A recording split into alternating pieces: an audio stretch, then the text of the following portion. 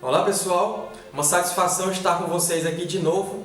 No vídeo passado eu falei sobre os Edain e agora então eu vou falar sobre os meio-elfos.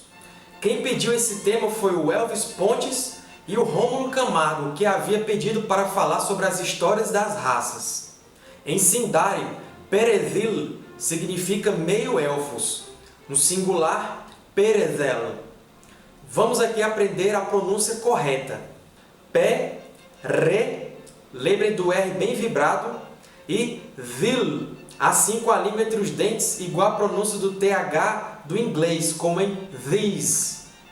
Nesse vídeo eu vou falar a vocês sobre essas pessoas que pertenciam tanto aos Eldar quanto aos Edain.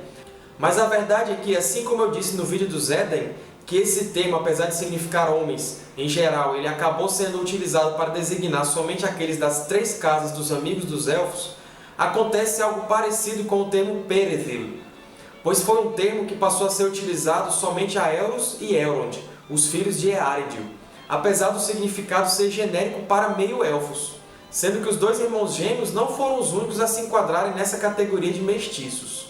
Vamos ver o que está falando aí nos apêndices do Senhor dos Anéis.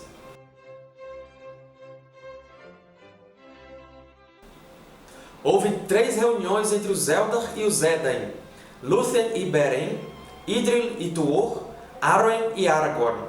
Através do último reunificaram-se ramos dos meio-elfos, separados havia muito tempo, e sua linhagem foi restaurada. No entanto, no próprio Senhor dos Anéis, há uma passagem que mostra o encontro do Legolas com o príncipe Imrahil, que revela que a gente da terra de Dol Amroth também tinha sangue élfico.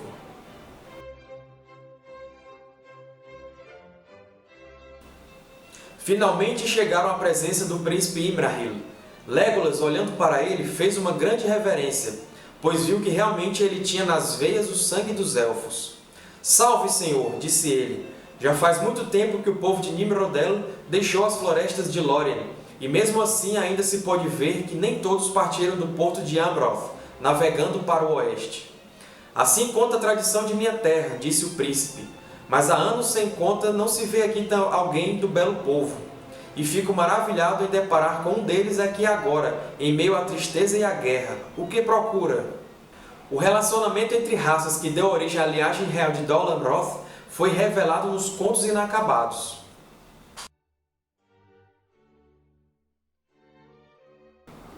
Na tradição de sua casa, Angelimarr era o 20º na descendência direta de Galador, primeiro senhor de Dol Amroth, 2004 a 2129 da Terceira Era. De acordo com as mesmas tradições, Galador era filho de Imrazor, o Númenoriano, que morava em Belfalas, e da senhora élfica Mithrelas. Ela era uma das companheiras de Nimrodel, entre muitos dos elfos que fugiram para a costa por volta do ano de 1980 da Terceira Era, quando o mal se ergueu em Moria. E Nimrodel e suas donzelas desgarraram-se nas colinas cobertas de florestas, e se perderam. Nesse conto, porém, disse que Imrazor acolheu Mithrelas e a desposou. Mas quando lhe deram um filho, Galador, e uma filha, Gilmith, Mithrelas fugiu de noite, e ele nunca mais a viu. No entanto, embora Mithrelas pertencesse à raça menor dos Silvestres, e não aos Altos Elfos, ou aos Cinzentos, sempre se afirmou que a casa e a família dos senhores de Dol Amroth eram tão nobres no sangue quanto eram belos de rosto e mente. Mas o mais interessante é que dá a entender que ali na região de Belfalas houve outras uniões desconhecidas entre homens e elfos, especialmente porque Dol Amroth ficava relativamente perto do porto élfico de Edrelond.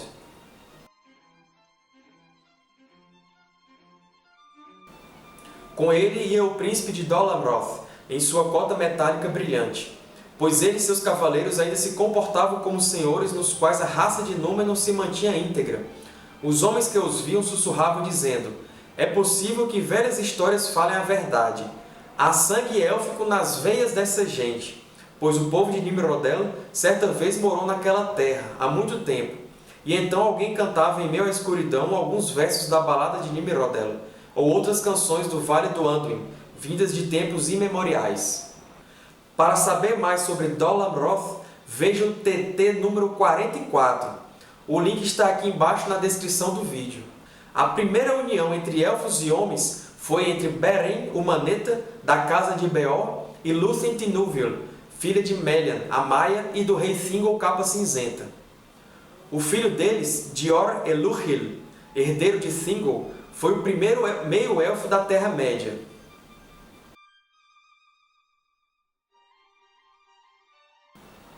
Dior se casou com a elfa Nimloth, parente de Celeborn de Doriath. Eles tiveram 3 filhos, os gêmeos Elored e Elorin, que foram perdidos quando os filhos de Fëanor atacaram Menegroth, e a filha Elwing, a meio-elfa que veio a se casar com outro meio-elfo, Eärendil, o abençoado, ou marinheiro.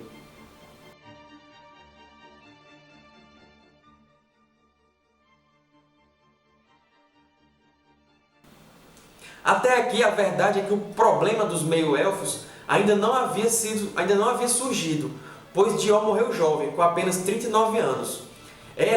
Seus filhos Elored e Elorin também foram perdidos cedo demais. Bom, e aqui na linhagem de Beren e Lúthien, nós chegamos então até a segunda geração de meio-elfos, Dior e depois sua filha Elwing. Agora vamos passar para outra união de homens e elfos. Tuor, filho de Huor, da casa de Hador, primo de Túrin-Turambar, foi o mensageiro de Ulmo que alcançou a cidade escondida de Gondolin. Ele casou com a elfa Idril Celebrindal, filha do rei Turgon. Da união de Tuor com Idril, nasceu Eärendil, o marinheiro, aquele que seria o intercessor dos filhos de Ilúvatar junto aos Valar, o primeiro a alcançar Valinor após a interdição. E aqui ocorre a união das duas estirpes de meio-elfos até então. Eärendil se casa com Elwing, ambos sendo descendentes de elfos e homens. Desse casal nascem os Peregrino propriamente ditos, os gêmeos Eorostar Miniatur e Elrond Peredello.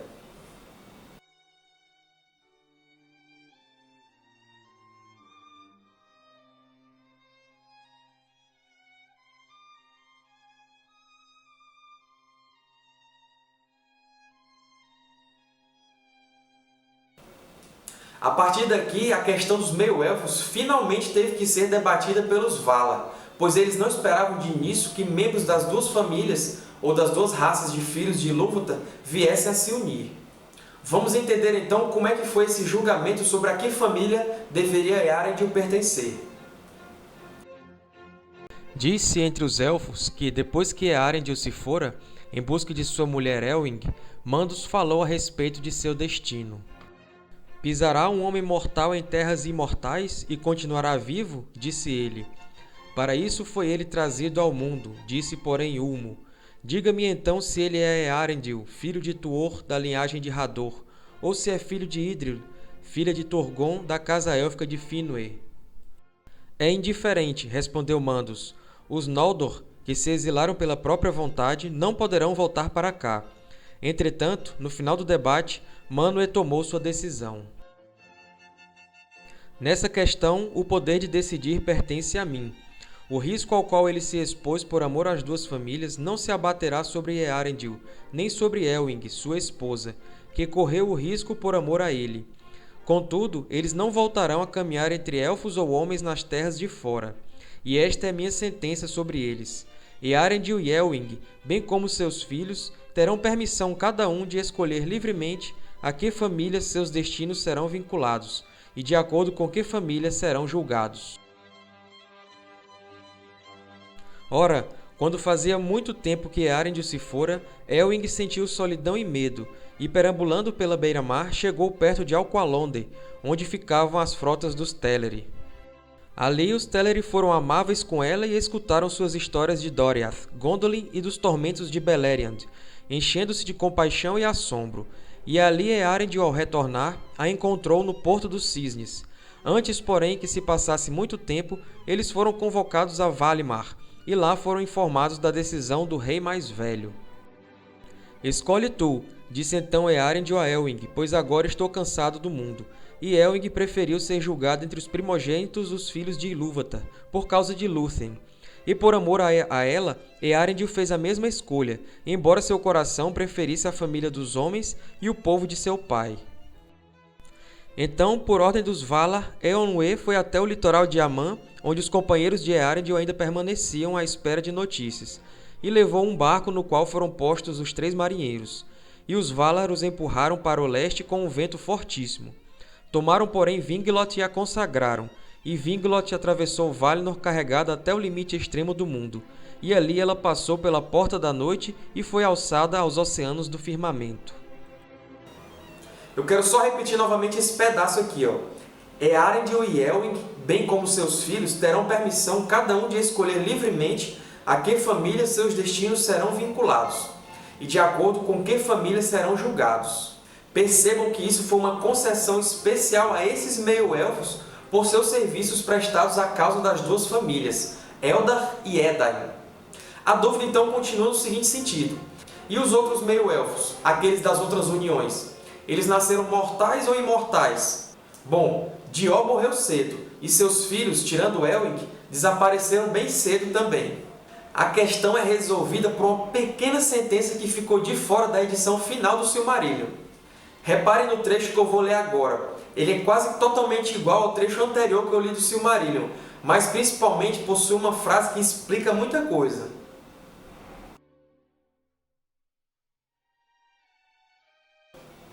Então Manwë deu o veredicto e disse: a Eärendil eu remito a proibição, e o perigo que ele tomou para si por amor às duas famílias não deve recair sobre ele, nem tampouco sobre Elwing, que entrou em perigo por amor a Eärendil. Exceto por isto, eles não voltarão a caminhar entre elfos ou homens nas terras de fora.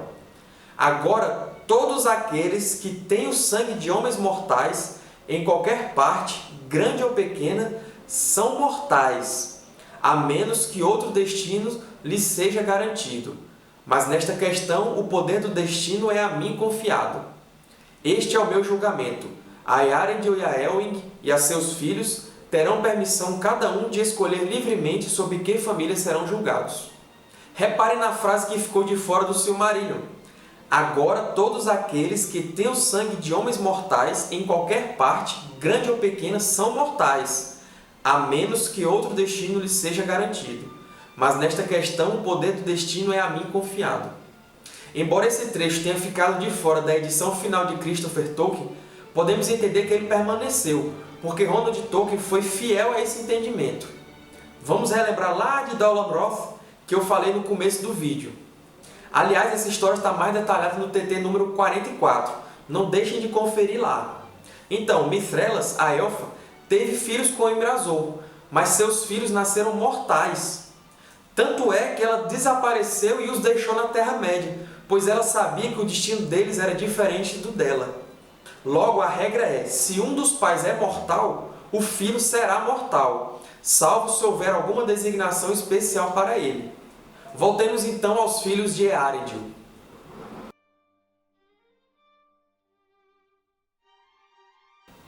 Contudo, nem todos os Eldalir estavam dispostos a abandonar as terras de cá, onde haviam sofrido e vivido muito tempo, e alguns permaneceram muitas eras na Terra-média. Entre eles estavam Círdan, o Armador, e Celeborn de Doriath, com Galadriel, sua esposa, a única remanescente daqueles que conduziram os Noldor para o exílio em Beleriand. Na Terra-média permaneceram também Gil-galad, o Rei Supremo, e com ele estava Elrond, o meio-elfo, que escolheu, como lhe foi permitido, ser incluído entre os Eldar. Já Elros, seu irmão, preferiu ficar com os homens, e somente por meio desses irmãos passou para os homens o sangue dos primogênitos e um traço dos espíritos divinos que existiam antes de Arda, pois eles eram os filhos de Elwing, filha de Dior, filho de Lúthien, filha de Thingol e Melian, e Eärendil, seu pai. Era filho de Idril Celebrimbor, filha de Turgon de Gondolin.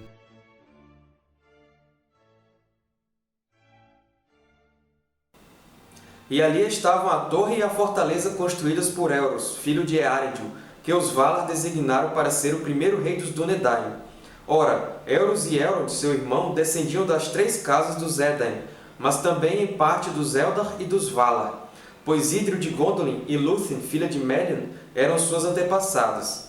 Com efeito, os Valar não podem retirar a dádiva da morte, que chega aos homens vinda de Ilúvatar.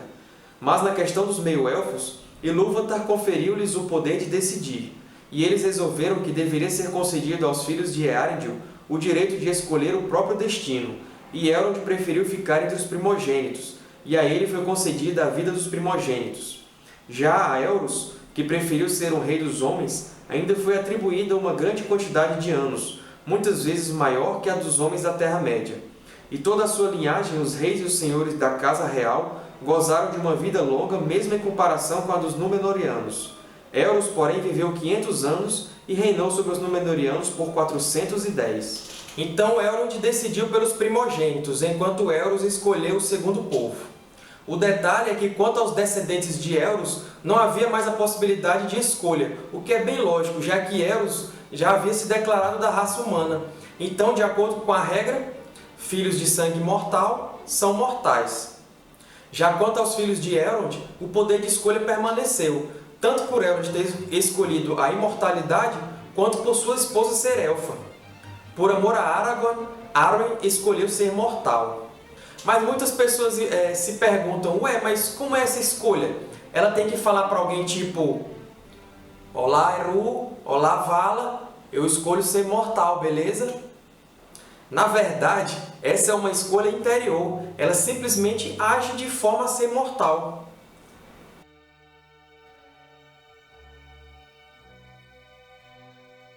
E Arwen disse, escura é a sombra, e mesmo assim meu coração se alegra, pois você, Estel, está entre os grandes cuja coragem irá destruí-la.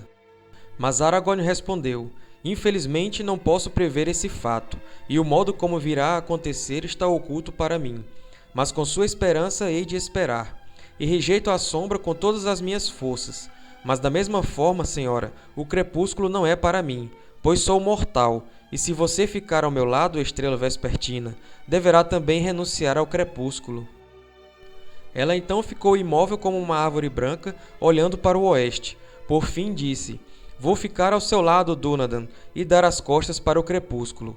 Apesar disso, lá fica a terra de meu povo e a antiga casa de toda a minha família. Ela amava o pai intensamente. Quando Elrond ficou sabendo da escolha da filha, ficou em silêncio, embora seu coração se tivesse entristecido, percebendo que o destino tanto tempo temido não era nada fácil de suportar. Mas, quando Aragorn chegou outra vez a Valfenda, chamou-o à parte e lhe disse, meu filho, aproximam-se os anos em que a esperança vai desaparecer, e além deles pouco está claro para mim. E agora uma sombra paira entre nós. Talvez assim tenha sido prescrito, que por minha perda o poder dos reis dos homens possa ser restaurado.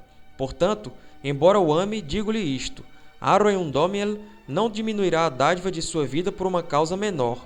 Ela não será a noiva de ninguém que não seja o rei de Gondor e de Arnor. Para mim, até mesmo nossa vitória só poderá trazer tristeza e separação, mas para você poderá trazer esperança de alegria por um tempo. É uma pena, meu filho.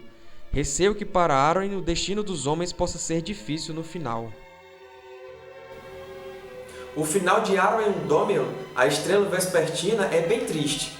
Vamos falar mais sobre isso quando formos tratar dela aqui em vídeos futuros. Mas é dito que Eladan e Elrohir, após seu pai partir para o oeste, permaneceram em Valfenda com Celeborn, até que este também resolveu ir para as Terras Imortais. Só que ele não disse expressamente se os gêmeos foram com Celeborn ou se eles resolveram ficar na Terra-média, e optando assim por serem imortais.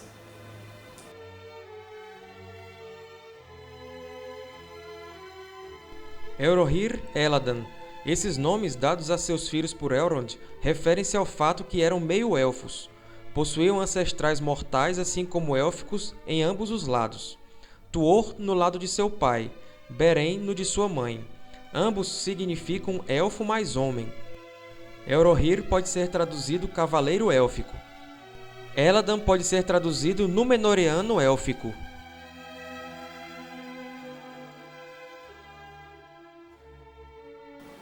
Se você levar em consideração que muitas vezes o nome de um personagem do Legendário é dado em virtude do que virá a acontecer com ele no futuro, há quem interprete que Elrohir, o Cavaleiro Élfico, teria escolhido a imortalidade, enquanto Eladan, o Númenóreano Élfico, teria escolhido ser mortal. Mas isso nós não podemos afirmar com certeza. Agora eu quero só voltar um pouco para a primeira citação que eu fiz aqui nesse vídeo, onde é dito: houve 3 uniões entre os Eldar e os Edain, Lúthien Beren, Idril e Tuor, Arwen e Aragorn. Através do último reunificaram-se os ramos dos meio-elfos. Separados havia muito tempo, e sua linhagem foi restaurada. É interessante que Tolkien diga que na união de Aragorn e Arwen restaurou-se a linhagem dos meio-elfos. No entanto, isso é apenas em relação ao parentesco, pois Aragorn descendia sim do meio-elfo Elros, embora da linhagem feminina e não da linhagem masculina, mas muitas e muitas gerações já haviam se passado. E os filhos que ele teve com Arwen, para quem não sabe, o primogênito foi Eldarion, mas eles tiveram também filhas, cujos nomes não foram declarados.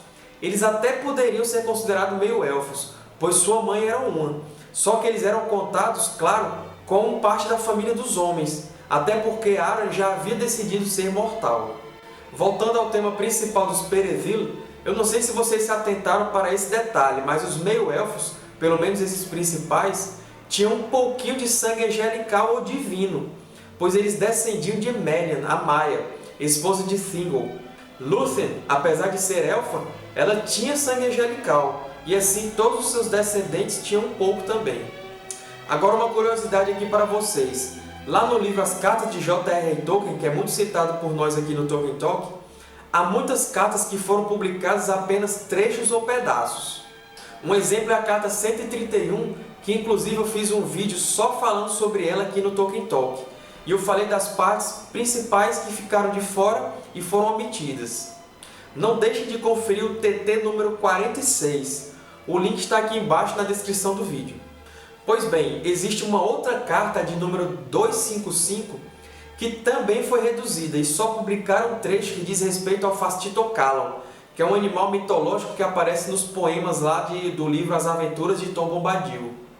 Pois foi justamente numa parte não publicada dessa carta que Tolkien anexou uma árvore genealógica intitulada Parentesco dos Meio-Elfos. Embaixo da genealogia dos meio-elfos, ele colocou uma nota explicativa. Infelizmente, esse material é muito raro de se encontrar, pois ele só foi publicado em 2 ocasiões. Na primeira foi quando essa carta foi a leilão pela Sotheby's, então ela foi reproduzida no catálogo Sotheby's English Literature and English History 6 e 7, em dezembro de 1984. A segunda vez em que esse material foi publicado foi no periódico Beyond Bree, de maio de 1985. Como a internet é uma fonte inesgotável de tesouros escondidos, basta saber procurar aí nos locais certos, eu achei uma reprodução da árvore genealógica dos meio-elfos. Claro que a qualidade não está muito boa, mas eu vou mostrar aqui para vocês.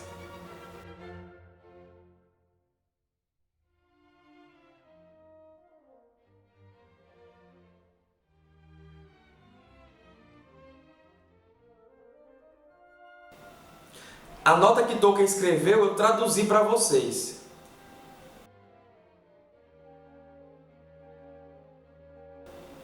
Os meio-elfos Per-Eldar eram assim todos muito próximos, sendo descendentes pelo lado mortal da casa de Hador e da casa de Beor, as duas principais casas dos amigos dos elfos, Dúnedain, de quem veio a maioria dos Númenóreanos, e do lado élfico, da casa de Finwë, o maior dos reis dos Altos Elfos que foram para o Reino Abençoado, e da casa de Elwë, Elúthingol, que permaneceu no oeste da Terra-média. Mas desde Melian, esposa de Thingol e mãe de Lúthien, vinda do povo dos Valar, uma descendência da raça divina também era possuída por eles. E se alguém ainda tem dúvidas das casas dos homens, ou quer saber mais, não deixe de conferir o TT número 56. Veja o link aqui embaixo na descrição do vídeo. Para encerrar, vamos ver então a árvore genealógica dos principais meio-elfos. Para ver sobre aqueles de Dol Amroth, mais uma vez eu indico o TT número 44.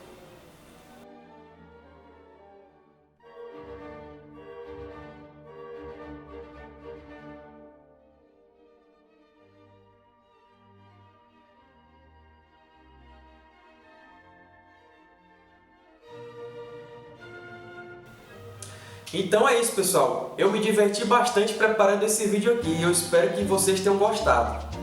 Deixe aqui nos comentários do vídeo o que você acha dos meio-elfos e também faça suas sugestões. Quem ainda não se inscreveu no canal, inscreva-se já. Curtam esse vídeo e divulguem para os amigos. É sempre um prazer falar de Tolkien com vocês. Até o próximo vídeo e um abraço!